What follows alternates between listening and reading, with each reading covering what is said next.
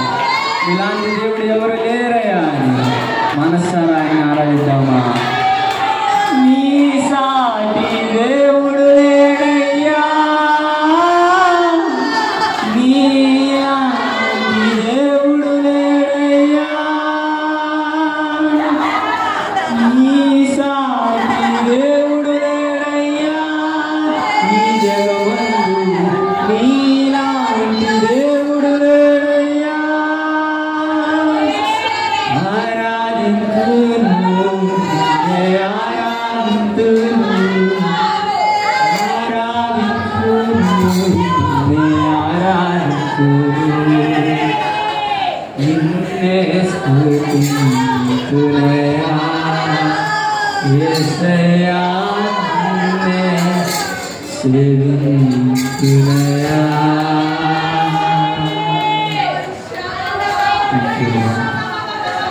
పరిశుద్ధుడు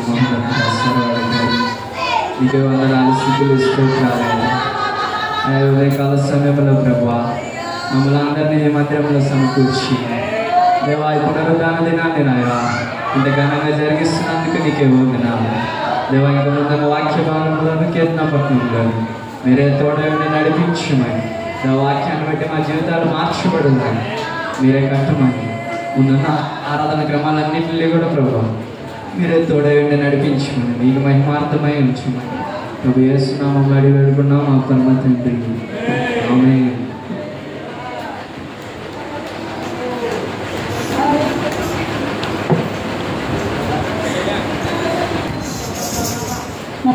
అధ్యాయం 13 నుంచి చివరి వచనాలు చదువుకున్నాం. Page number 468.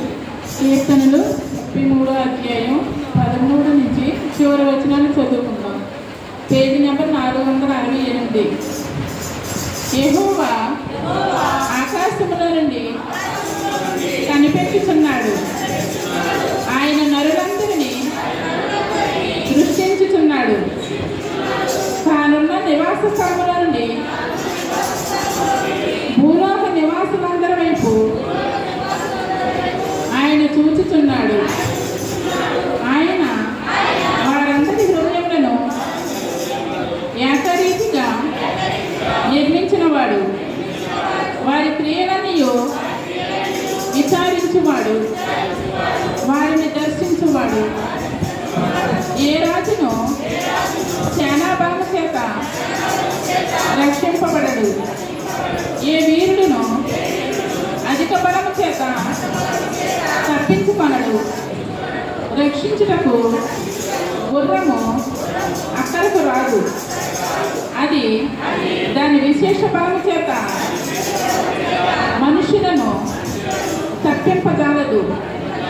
వారి ప్రాణమును మరణము నుండి తప్పించుటకును పరుగులో వారిని సజీవులుగా కాపాడుటకును యెహోవా దృష్టి ఆయన యందు భయభక్తులు వారి మీదను, ఆయన కృప కొరకు కనిపెట్టు వారి మీదను నిలుచుచున్నది.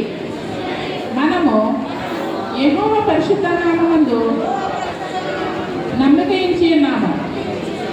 ఆయనను బట్టి మన హృదయము సంతోషించుచున్నది. మన ప్రాణము యెహోవా కొరకు కనిపెట్టుకొనుచున్నది.